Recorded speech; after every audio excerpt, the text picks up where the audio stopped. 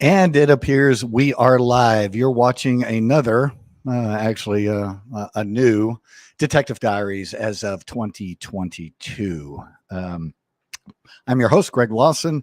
This is where I interview strange and interesting people I find along my paranormal journey. Um, I am bringing in a pretty special person here, one of the only ones I know that is a current PhD candidate. And she is an American that is now doing this over in the UK. And that's pretty rare. So let's bring her in. Kelly Curtis, glad to have you here on the Detective Diaries. How are you? I'm doing well. Glad to be here. That's awesome. I'm so excited about talking to you about this because, as we've discussed this before, it is so prevalent in the paranormal community that people that are doing investigations and that sort of thing are not necessarily trained in investigations. They're not trained in metaphysics. They're not trained in parapsychology. They're not, they don't have an academic background. They don't have a technical background. Although it's fun, and I'm not criticizing them because in my line of work in the law enforcement side, if all cops showed up every day and all they did was write traffic tickets, well, we wouldn't be catching burglars. We wouldn't be catching all the rest of the real serious crime that's going on. So, in my opinion, I think we need to have a broad spectrum of people looking at these strange and unusual occurrences. And however, we do need people at the forefront, and people that are accredited in science-based stuff, psychology-based stuff, and everything. And so I'm really, really excited that you got chosen to do this. Me too. Yeah. Well, how did that happen? I mean, we met. What year was that we met? Do you remember? 2019, I believe. Okay. And that was at the Michigan Paracon, put on by Brad Blair, probably one of the most fun conventions, paranormal conventions anywhere. Yeah. A huge amount of people that go to the Michigan Paracon. Everybody that is anybody in the paranormal is there speaking and sharing really great ideas and stuff. So what were you doing there at that time? At that time, I was just a guest. I was just there, bought a ticket, came to see all the things. Still one of the best weekends of my life, really. I had so much Was fun. it really? Yeah. I tell you what, man, people ask me all the time, well, what do you do at these things? I'm like, you need to just come along. Yeah, exactly. You need to see what happens because it's from the most amazing to the most fun to the most, what the hell is that? What are you doing? What are you talking about? Experience I've ever had. Yeah. But so when we met, how did you find out about Michigan Paracon? Had somebody told you? Did you see it online, or do you remember? I probably saw it online. At that point, I was connected a little bit to the Traveling Museum of the Occult and Paranormal that Greg and Dana Newkirk run. Yeah. So that's likely, I don't remember specifically, but that's likely how I heard about Michigan Paracon was through that museum. That makes sense. And Greg and Dana Newkirk do a fantastic job of presenting their findings. And the interesting thing about Greg and Dana is they're, while they explore and are open to many, many different things, they're also very pragmatic about what they do. And so they will step in and say, yeah, if it's not paranormal, it's not paranormal. Right. And there's certain things, that they've done talks on and everything. And I've known all along. I'm like, finally, somebody of real stature in the paranormal is saying, yeah, that's not what that is.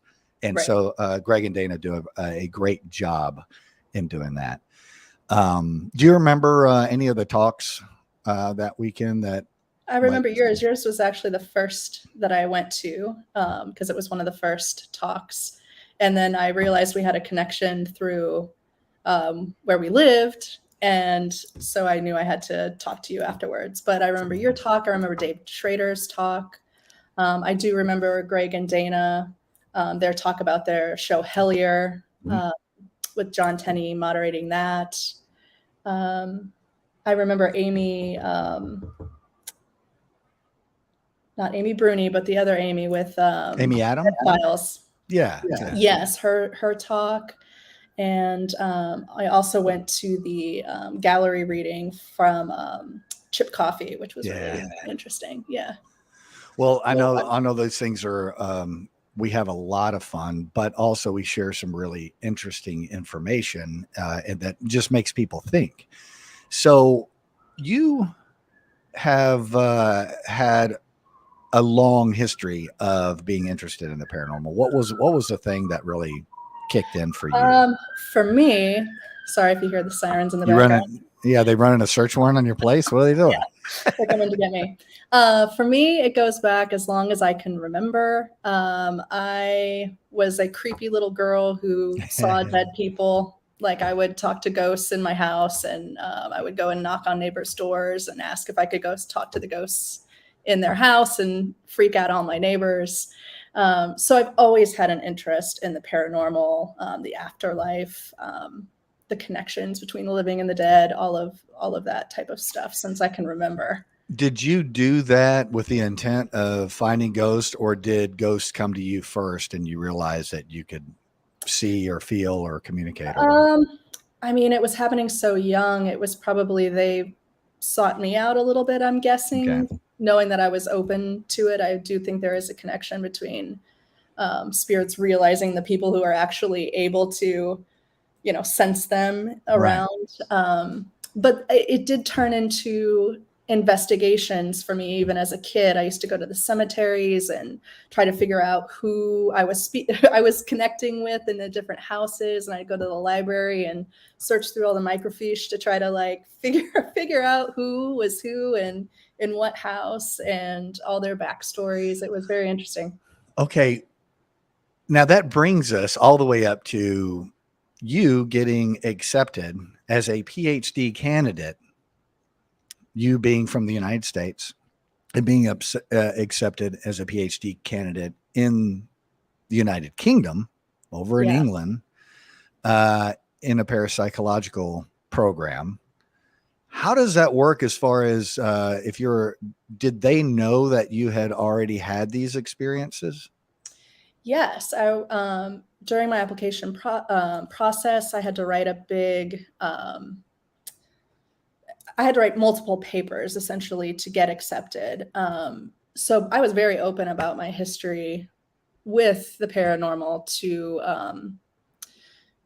give them the whole picture of who I was as an individual and not just my academic credentials or my hobbies or anything like that. I wanted to give them a full spectrum. So I was very open during my like personal statement and whatnot about my history with paranormal research and the approaches I take and how I'm more pragmatic than some investigators, I would say.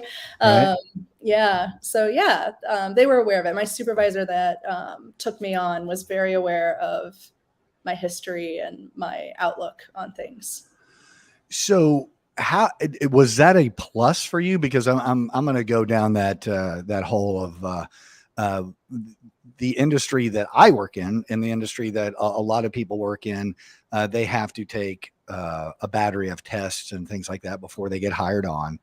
And when doing that, sometimes we will take a Minnesota Multiphasic Personality Inventory, the MMPI, which is almost 600 questions, I think. Yeah. And you lose points if you say that you believe in angels, that if you have seen ghosts, if you hear, you lose points Yeah. in it. How does that affect your academic side of it? I mean, I shouldn't say how does it affect, how do you look at that? Like when they say, okay, if you're coming into a PhD program for, I don't know, chemistry or something like that, and they wanted to do something like that, and you're losing points on that. Yeah. But in this case, it's different, right? Yeah. Very. In this Okay. case, I really led with like let my freak flag fly on this. Yeah. and largely because I did know the supervisor who was taking me on, not personally, but I knew of his work. I knew of the type of research he does, the interests that he takes. So I knew that this would actually be interesting to him and not a ding on my application. He's one of the few supervisors in the world that will take on a PhD student with the scope of research that I'm doing. So I wanted to kind of throw that in his face intentionally. Like, look, this is how I approach things. This is my viewpoint. Like, take me or leave me, basically, because this is really what I wanted to do. And I didn't want to cut myself short in the process. I didn't want to like dim it down at all, because I knew when I got into the program what I really wanted to do. And I wanted to find a supervisor that would actually support that, nurture that, encourage that, as opposed to looking at it like this girl needs help. So in say that this girl needs help, when you were a kid, did anybody sit you down and say, well, there's no such thing as ghosts, there's no such thing as monsters? Did they try to talk you out of it No, I was as a very child? fortunate. My parents were very encouraging. My mother, especially so. My mother is also very into the paranormal. So I think she got a kick out of the fact that I was very into the paranormal. And Right. it was funny. I remember specifically when I was maybe about 9 or 10 roughly, she was telling one of her good friends, my mother was, about some of my ghost stories. And the look on my mother's friend's face, her eyes got huge. She suddenly like looked scared. And I'll never forget that that was the moment that I realized, oh, this isn't normal. This isn't Yeah. something that everybody does, that everybody's like interested in. It's a fringe thing. Like, it was like the moment it clicked for me that this is not a typical interest for a little girl to have and to be seeking out. So that is like fused in one of my core memories from my childhood. The moment I realized, like, oh, I'm actually a weirdo. Great, I'll take it. Yeah, Yeah. yeah, and most of the people, I'd say 99% of the people in the paranormal that delve off into the paranormal have a day job, Yeah. and they do their thing, and when they get a chance, they go to a convention, they might listen to some talks, and then they buy some equipment, they watch some TV shows, they go in the graveyard and they walk around, and that's kind of what they do. I've tried to mesh all of my training, all my contemporary training that I've had, and apply it to the paranormal, and that's kind of been my deal. You, on the other hand, are set to build an academic foundation in order to do this. When somebody says, or when somebody thinks she's in a parapsychological program, she's going to be a parapsychologist. People think about a lot of different things. Yeah. You obtaining your PhD, you have to dig off into very specific things to be the doctor in that, right? Mm-hmm. So, what is it that you have focused in on and you said, Mm-hmm. this is what I'm going to do? Yeah. I had to be a little bit more pragmatic with my approach. I knew I'd have to research something that was at least grounded in reality. I'm interested in a lot of things that are not grounded in reality, but I needed to find something I could actually study and research and have data for in order to make Right. this work. So the approach that I'm actually taking is I am researching the effects that exposure to death has on people's belief systems. So their belief in the afterlife, their belief in the paranormal, their belief in death itself, their belief in ghosts, in paranormal experiences, all of that stuff. So I'm particularly interested in people who are exposed to death over and over and over again, like first responders, hospice care workers, morticians, that type of demographic that are just constantly, repetitively exposed to death, and how their belief systems are affected by that. Because in my mind, how could it not be somehow affecting the way those individuals view death and the afterlife and the paranormal? Right.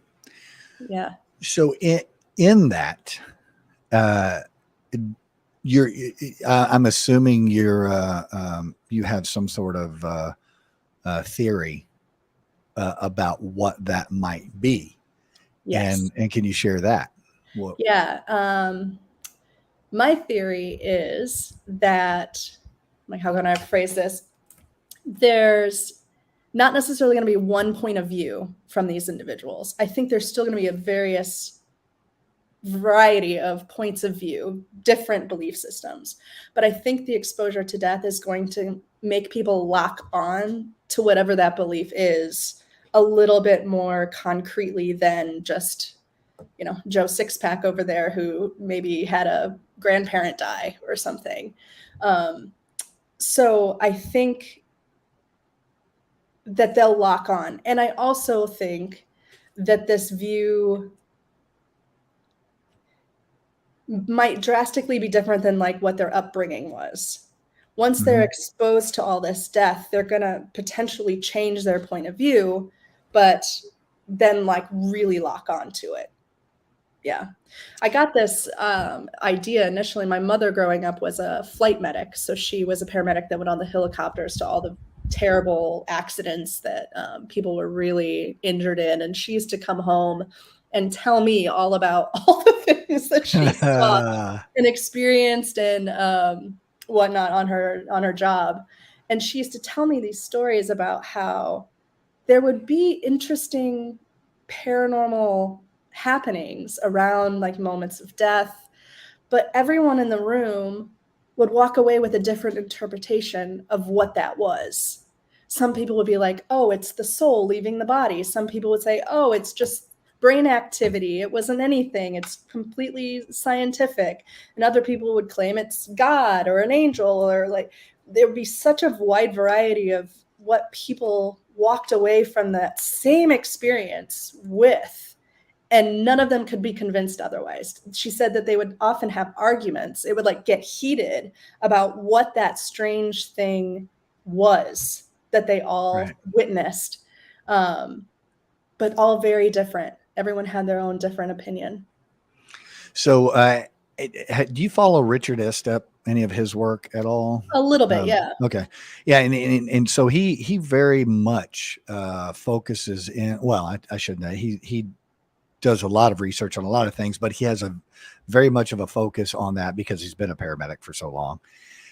And he wrote Haunted Hospitals and is doing TV shows and stuff relating to paranormal 911 kind of thing, right?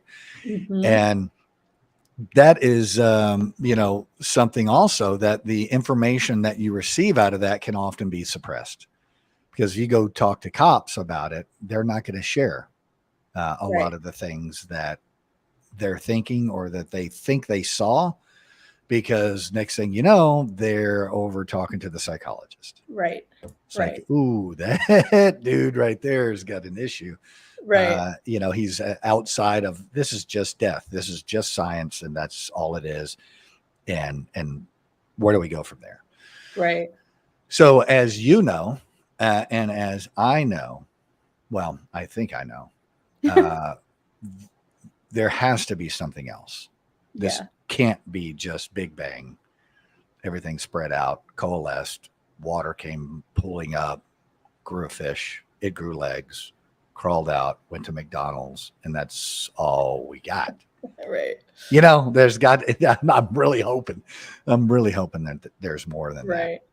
So that's going to be your focus, because a lot of people think about, parapsychologists, they have this vocabulary of everything in the paranormal. They know everything about all this stuff.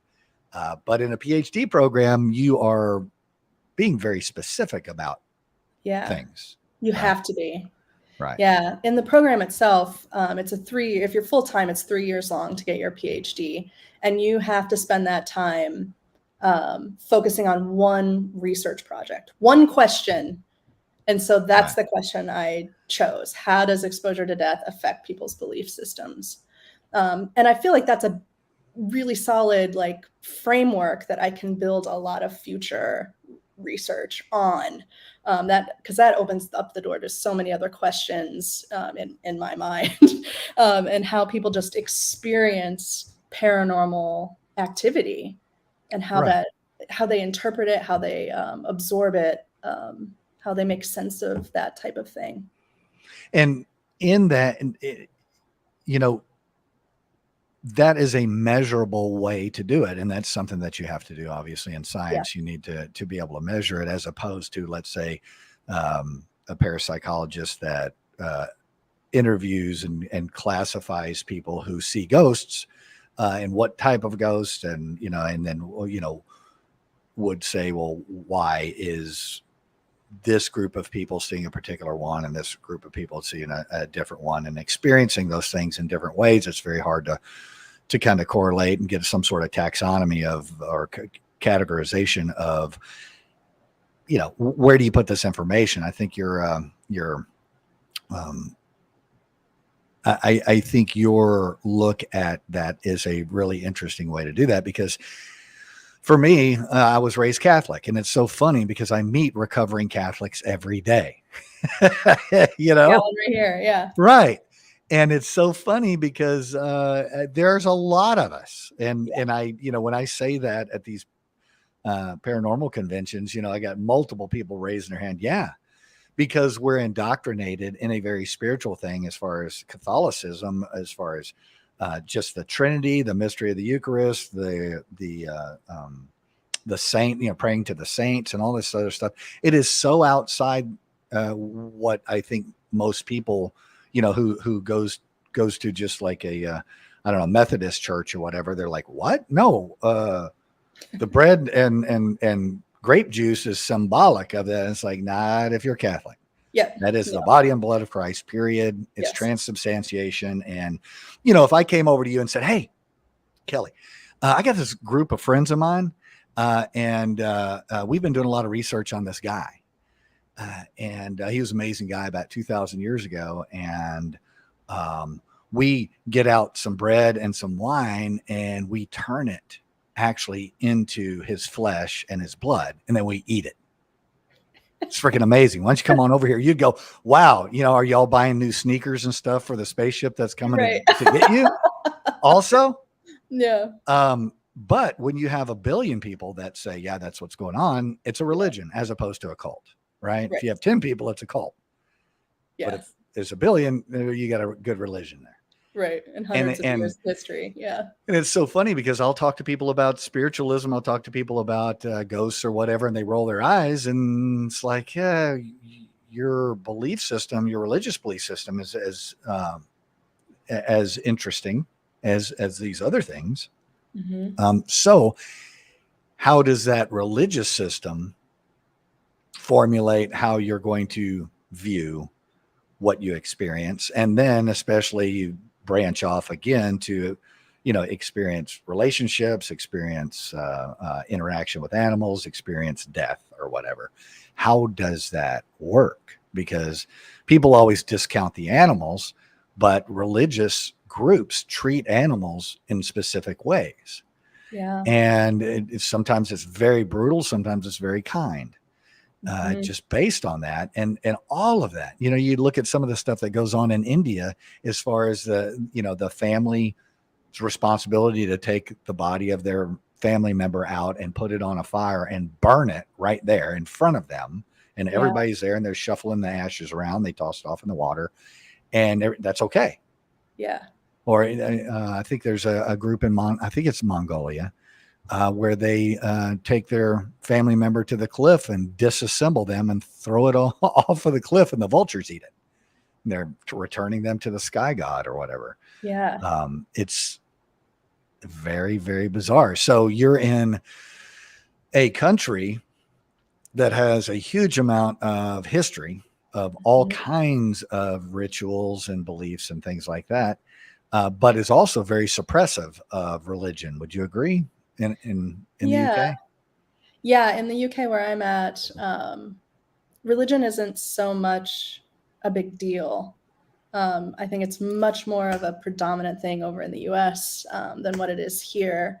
I mean, there's spots like in Northern Ireland, religion is still a very big thing, and they're part of the UK. But here in England, not so much. I think people do still have a fondness for like their pagan history, which was also not so predominant in the US, the paganism part. So I think that piece of the history here,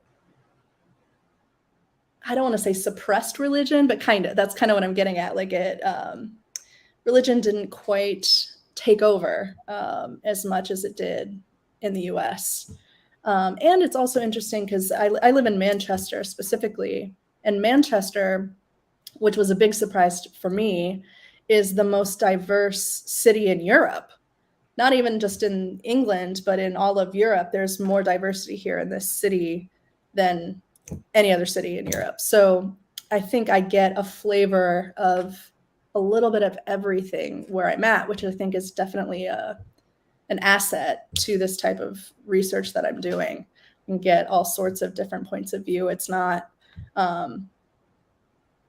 just subject to one type of culture or viewpoint. I'm getting a lot of different types of perspectives from the pool here. Yeah. And that was my next question. How are you collecting your data? Yeah. Well,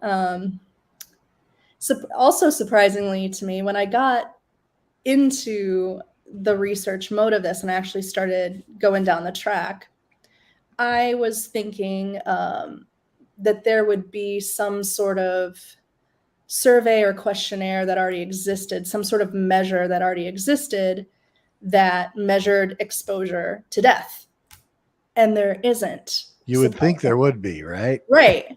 I mean, it's a big thing as far as, psychologists, therapists doing, grief counseling and stuff like that. You would think that somebody would have gone, I mean, we know the process we go through as far as grieving. We understand that part of it, I think, pretty well, but you'd think. Yeah.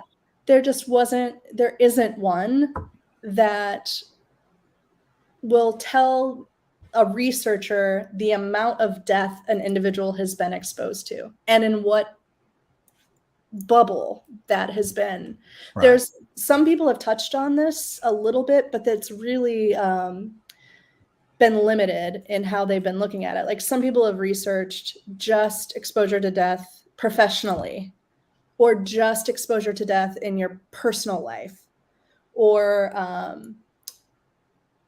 just like the bereaved, people who have lost people who are close to them. So there really wasn't a full picture way to determine levels of exposure to death. So that was the first thing I had to do, was create this thing that would measure exposure to death, which was a big surprise. Although I think in the long run, it's a great asset to me because now it's mine. I'm the one that's created this thing that other researchers can now use. So that was the first step. Let me figure out how to measure exposure to death in the first place. And really, all that is a questionnaire, a survey that I created that really looks at personal, professional death, even your own. There's questions in there about your experience to your own death, people who have had near-death experiences or became really ill and almost died, or are on hospice themselves. Even that's looked at in the measure that I created. So it's really just distributing out to anyone and everyone. I need a wide variety of people participating, not only people who do theoretically have high levels of exposure to death, people who are first responders and hospice care workers and work in a funeral home, or for example. I also need just general public, because you need something to compare it to. If I'm just looking at people with high levels of exposure to death, it's really not giving me a lot of information. So I need the spectrum, people who have high levels of exposure to death, low levels of exposure to death.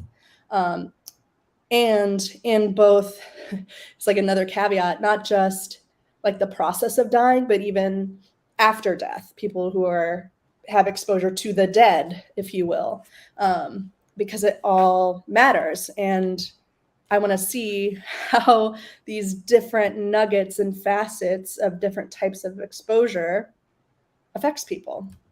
Okay. So that's pretty much it. So technically, I've just been giving it out to anyone and everyone I know. Hey, you want to take this questionnaire? And also, I've been targeting a lot of like organizations and associations and emailing a lot of funeral homes. Hey, I'm a PhD candidate from Manchester. Do you want to have your staff take this questionnaire? I'm assuming nurses also. I'm assuming you have a lot of that, because it's that of attendees, that's probably the highest group, would you say, of people that experience death happening in front of them? That's a hard one for me to answer. I don't know yet. We will find out. Yeah. Because I also ask people what their profession is and how long they've been in that profession. So I'm curious that too, like which professions are actually exposed to death and dying the most. I mean, I might argue it's actually the morticians, the funeral home workers are probably have the highest rate of exposure, because everyone they encounter is dead, right? But they get them dead, you know. Right. They're not there, and they're alive. And I mean, I've been inside of a truck on the side of the road with two dead people up on the road. This guy I'm looking at, he's an old man. I look down, his leg is almost off, and he's not bleeding. I know he's done, right? Yeah. So I grab him by the shoulder. I kind of get him to look at me. And I said, you know, do you have anything you want to tell anybody? Is there anything you want to tell anybody? And he mumbled some stuff that I couldn't figure out what he mumbled. And a minute later, he's dead. But I knew that, you know, because of his injury, he should have been bleeding quite badly. And he had already bled out, and he had bled out internally. And so nothing was coming in. So there are all these different things where, okay, you get a dead guy from the hospital, you're a mortician, and here's this thing in the bag, as opposed to being there with hands on, watching somebody's eyes fix and dilate. Right. There's a difference. Yes. Right. So are you going to be sharing this? I'm assuming that this really goes along with straight up psychology. Yes. Right. Absolutely straight up psychology. So when you say parapsychological studies, what you're doing right now is straight up psychology with the spur off of how does this affect the person? How do they interpret it? And how does it change them? Is that? Yeah. Well, and I'm really honing in on their paranormal beliefs as a result. Okay. So phase one is really just establishing this new way to measure exposure to death. Gotcha. And then phase two is figuring out how that exposure to death changes people's view in the paranormal, in ghosts, in the afterlife. What do they think of all this stuff, having been exposed to all this death and dying in their life? Yeah. And how is that different from the general public? I envision this being very, very well received in the mainstream psychological side of it. Yeah. The fact that at this point, we've studied the dying part, and then we jump over to the grieving part.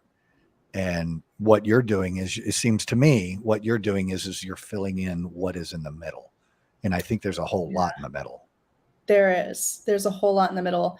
And I really did that strategically too, like taking it from a very straightforward psychology lens, bringing that in, and almost out of like laying breadcrumbs for people to come over to the weird side of things. It's really interesting when you talk to people just in general, and you might bring up the topic of like, oh, paranormal, ghosts, creepy things. And so many people are quick to just dismiss that. Oh, that's weird. No, I've never had anything weird happen to me. Oh, no, I don't believe in ghosts. And then you just put a couple breadcrumbs out there, and then they're like, oh, but there was this one time that like I saw like a whole plate of Right. food move across my kitchen or something. And you're like, okay, see, this is what I'm talking about. Like everybody's had these experiences, but nobody really seems to want to own it Right. in a public sense. And so I did this strategically too. Like, let's put this really baseline, get the psychology world on board, and then let's take them over the weird side of things on purpose. Yeah. And Lynn and I talk about it all the time. We're at a party someplace, or we're at a gathering. It could be a graduation or whatever. We're standing around, and we might meet some new people. And somebody will inadvertently say something about, oh yeah, they're ghost hunters or something like that. And people look at you, and it's automatic. Oh, I got a phone call, and they're trying to get away from you. I'm going to go to the drink. Anybody need anything? And they wander off. I got to go to the bathroom. They wander off, right? Because they have that contempt of, oh boy, here we go. Here's a nutbag. And they wander off. And then we're hanging out a little bit more, 15, 20 minutes go by. And this individual sneaks up and kind of bumps back in. He's like, yeah, that ghost hunting stuff is kind of, when I was a kid, and they have the story. Yeah. Right. Every time. Everybody has the story. Yeah. It might be as benign as my grandmother read tea leaves. Right. But everybody has a paranormal story. Yeah. And that's interesting. Has anyone shared with you so far? I don't know how much you can, share with your research information, but has anyone shared with you so far, like, filled out your survey or whatever, and then added some things in? It was like, yeah, this happened to me, or that happened to me, that kind of thing. I'm not there yet. Okay.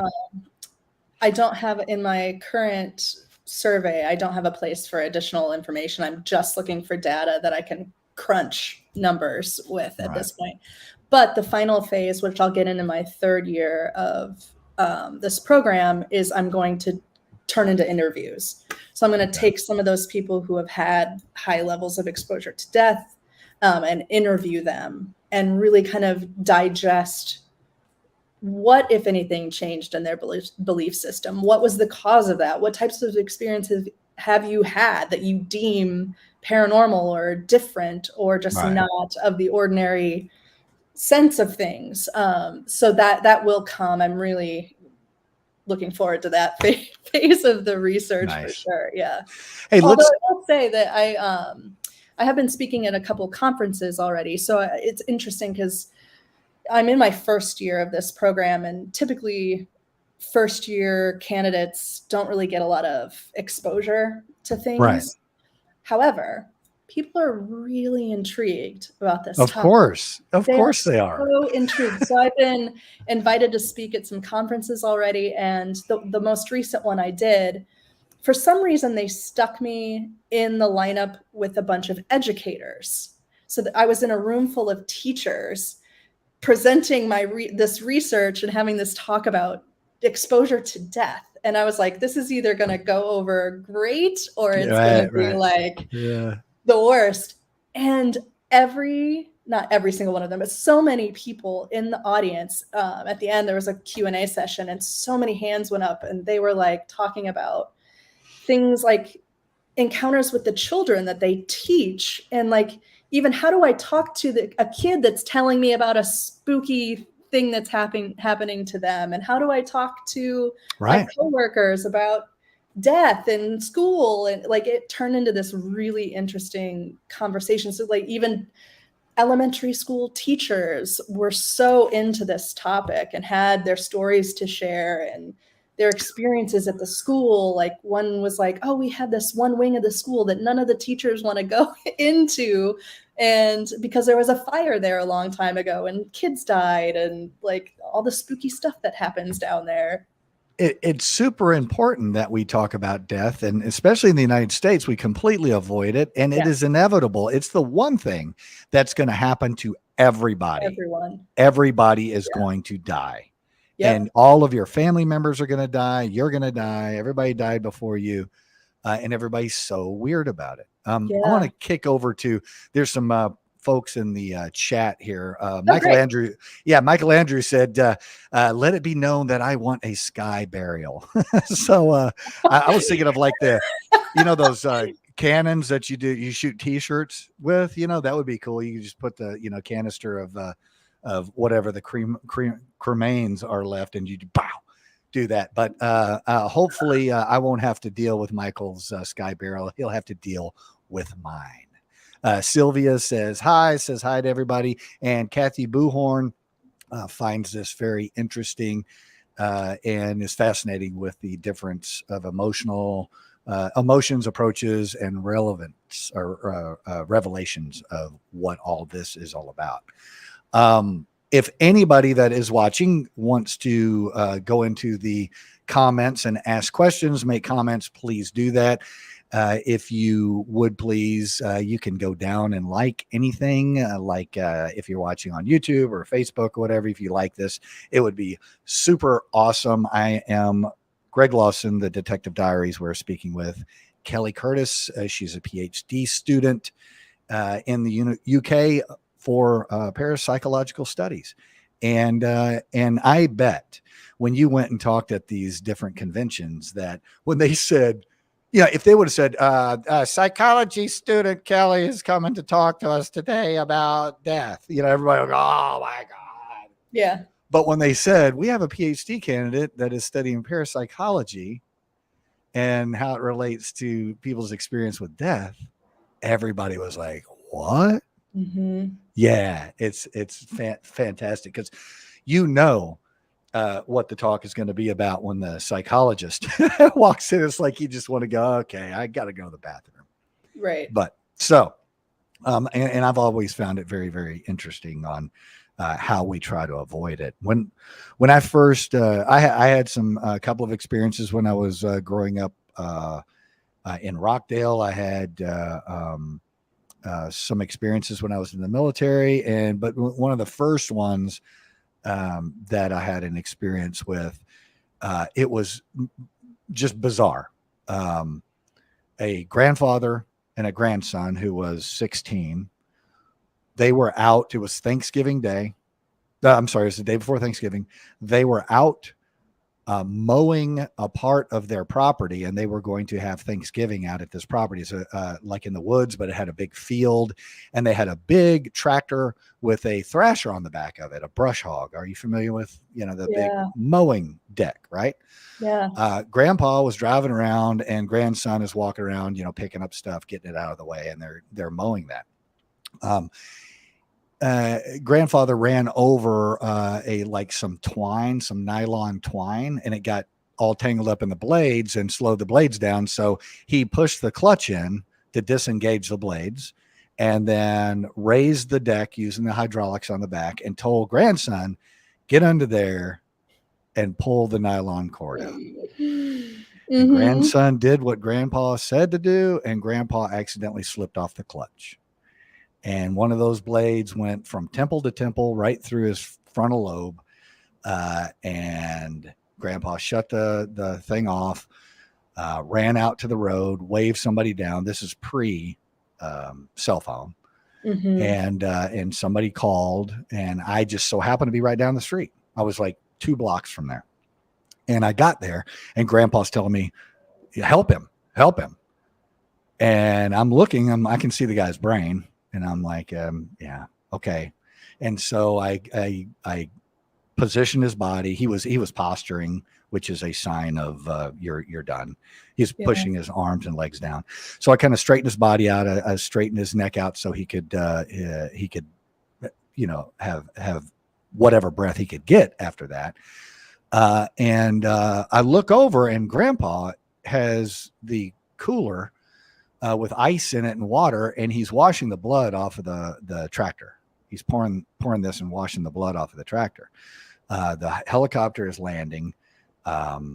they come over, we package this kid, put him on the helicopter and fly him out. Grandfather is over there by the tractor. And I said, they're taking him to Brackenridge. I can give you a ride over there. He goes, no, I'm going to finish up here. I'll see him tonight at dinner. And I said, sir, I don't think you're going to see him tonight at dinner. He is gravely injured. And he goes, hey, I'll talk to his mom. And he got on the tractor, started it up, and started mowing again. Mm-hmm. So it's very interesting. You know, I have that example, and and hundreds of others of just this behavior, especially on scene. And you just wonder kind of what happened to Grandpa after that. Yeah. Yeah. Especially once he killed his grandson. He didn't mean to. It was out of negligence. But that, and how did it affect Mom? How did it affect all of his siblings? Yeah. And all of that.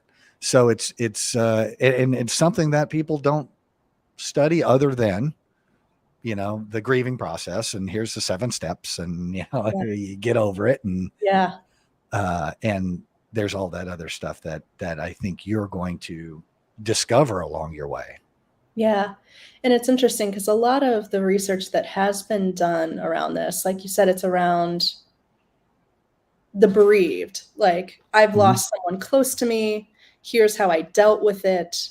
And there's really not anybody doing research about those individuals who just get hit with death over and over and over again. And there's really no personal attachment to the individuals that are dying. It's part of their work that they chose to do.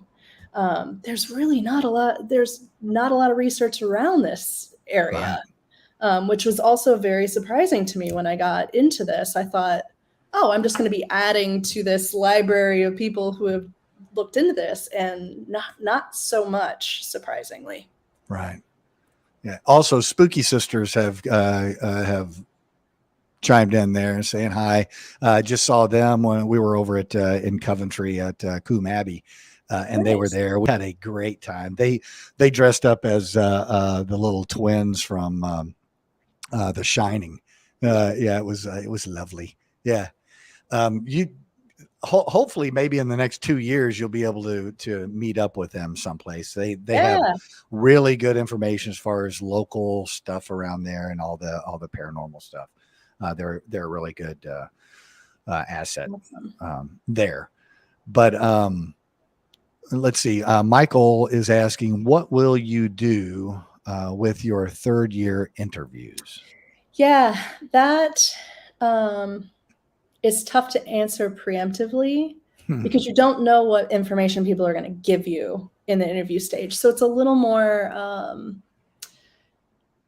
like a loose cannon stage, I suppose. A t-shirt cannon? Yeah, a t-shirt cannon stage where you just get the information, then you figure out what you see in it, what patterns you notice of things emerging, what topics are common, what the common threads are. So it's really about just listening to the people that you do interview and finding the patterns is the best way I can describe that. So I don't know what I'm going to do with that until I can see what patterns are there. But ideally, what would happen is it would help me digest the more data-driven phases where I'm just looking at numbers, frequency of death, what type of death, how do they describe their belief systems, and in a very scientific number-based kind of, let me do statistical analysis kind of way. I'm wanting to bring a more human feel to the research at the end and try to listen to people's stories around this. So it'll give me even more of the psychology behind it. Like if somebody's raised in a certain religion and they suddenly take a left field turn because they were exposed to death a lot of times, and the things that they've experienced on the job contradicts all the things that they were raised believing, that's really interesting information that I can't get from a questionnaire, if you will. So I really just want to bring a more human side to the data that I'm getting out front in this research. I'm gonna assume something. It might be. I'm assuming you're doing a dissertation Oh on yeah. this. Oh Okay. yeah. That's how you get your PhD. Boy, okay, Yeah. you didn't have to add that in there. Um, Yeah. so out of your dissertation, is it possible to mirror that in a more contemporary way to where people would enjoy reading it? Yeah. Because a Yeah. dissertation, no matter how interesting it is, you really have to push through them, right? Yeah, and it's something like 100,000 words. So Yeah. it's a Is it lengthy book that you're writing with just data and is it possible to yeah, be able to do a paranormal book yes. that paranormal people would go, okay, I don't care about any of the data. What did you find out? I Yeah. don't care about any of these questionnaires. What were the stories? Yes, absolutely. And that's my plan. I'm already writing articles and other papers along the way. My first one's already about to be published. The Parapsychological Association puts out a magazine called Mind Field, and they're doing an issue about paranormal investigation during the pandemic and how it's changed or specific considerations that were needed or are needed during the pandemic. And I was like, this is perfect. We need to talk about death because we've Yeah. all been exposed to death in such weird ways that we weren't expecting. Like, we need to talk about death. And so they're going to publish an article of mine in that issue. That's, I think, their next issue that they're putting out. They do like a quarterly magazine. So yeah, just like that. Like, I'm going to be doing supplementary writing that's more digestible, more for public consumption as I go. And I really hope to be writing books and lecturing, speaking, going to conventions and conferences and sharing what I'm finding out about this topic, whether it's the death side of things or it's the paranormal side of the lens, across the board. I really want to get this information out there. I think there would be a lot of people interested just in a memoir of your PhD program and all the things that you go through and have to deal with, and the dissenters and the people who support you, and just that whole. Because I'm sure you're in your first year, you're probably getting to the top of the roller coaster, and you're going to be clicking over, and you're about to take a really exciting dive into what is this all about. Right. And so it might even be interesting to just document your process as you go through. Have you been on any other podcasts or anything at this Not point? yet. Not yet. Okay. I'll put the yet caveat in there because I do enjoy sharing this information. So yeah. Yeah, the I know that most of the podcasts on the paranormal side or the metaphysical side, they love hearing the stories. They love hearing, what happened. Why did this person go that way? I mean, I have my whole journey of being raised Catholic and then not being a practicing Catholic, but always thinking that, Catholic will be on my tombstone just because that's the way I was indoctrinated, Right. And so it's like, well, what brought you away from that? What brought you closer to spiritualism? Why does Greg Lawson go to other countries, and instead of going to see, their normal touristy stuff, he goes to the graveyards and sites of battles and sites of sunken ships and sites of murder and torture and stuff like that. What the hell is his problem? Why does he continue to do that? Yeah. And because it's a lot of time, it's a lot of money, and there has to be some sort of driving force behind that, Right. Yeah. and like I said, again, I will preface this with the information that you get from professional licensed people may be filtered quite extensively, Yeah. and it might serve a really good purpose to find those people that are retired or no longer in the industry. Yeah, in order to talk to them about that. that's definitely a consideration, and why all of the participants are completely anonymous. Even I can't identify who Right. responded Right. and who even participated. So that helps people be a little more forthcoming, because it can't be traced back to any individual. Of course, when I get to the interview stage, that's a little less anonymous. Right. Of course, in my writing, it'll be completely anonymous. But as far as like the surveys and questionnaires that people are participating in, I don't even know who those people are. Well, that's good. I know I've received one from you. Yeah. I can't remember. It was and it wasn't painful when I Good. got it. It was like I thought that it was going to be okay. All right, I know her. I'll work through this, and it was like it was fairly painless. It was actually painless. It didn't take long at all. Good. And Good and to I hear. was actually at the point. I was like, that's it. That I I was all ready for I didn't even finish my coffee. So it was great. Yeah. Hey, we are at time 57. We have 3 more minutes. Okay. Mary Thomas says, this is fascinating. A great chat. Thank you, Mary, for Right. tuning in. Anybody else that is watching, it's your last chance to ask questions or make comments. Yeah. Where are you? Do you have Instagram or anything? Are you having people follow you at all? Yes, although at this point I'm not sharing a whole lot Right. on my like social media. That will change once I get more hardcore stuff to share. Sure. But if you want to follow me on Instagram, it's the Kelly A. Curtis on Instagram. Okay. Yeah. And you're on Facebook. You can be found on Facebook. We're Facebook Yes. friends. Obviously, we're broadcasting on Facebook right now, which is a really cool platform to be able to do that too. Yes. I really wish I could have we could have met up when we were over there, but we were so busy, and then all of a sudden, the plague hit and everybody scattered, and it's just the way it is. But I know Lynn and I are going to be probably over there again next year.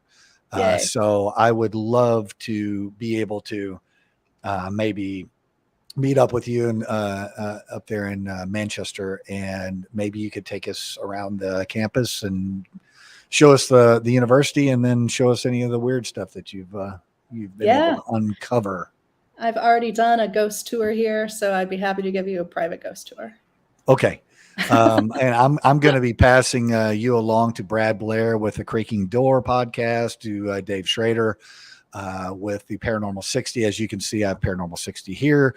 I'm part of the news crew of Paranormal 60 News, where they pay me to mispronounce things, and then we have to drink liquor, and it turns really bad. And Paranormal 60 turns into the Paranormal 93 minutes. And it's anyway. So, and then Aaron Sagers with Talking Strange. I'm going to be punting your name to around some of these other people. And I really think that I would really love to sit and watch or listen to a interview with you and Dave Schrader. He's one of the best as far as I'm concerned in doing this stuff. Yeah. Thank you so much. You know where I am, you know where to find me. And I want to thank everybody else that participated. Hey, Lynn says exposure to death is really a deep subject, and I look forward to reading about your studies. Thanks. So we will be watching. If there's anything you need us, you know where to find us. And thank you so much for doing this. Thanks for having me on, Greg. I appreciate it. All right. I'm going to take you out of here, and I will see you on Facebook. Sounds good. All right. And so that was Kelly Curtis, PhD, parapsychology student in the United Kingdom. She is doing the real work in the paranormal, getting that accreditation and getting those very important, actually building a very important foundation to be able to present what's real and what's not, what is really happening. And I can't wait to find out some more stuff. So for me, and for the Paranormal or the Detective Diaries, I'm Greg Lawson. I hope you guys have a good day. Thanks for tuning in. Talk to you later.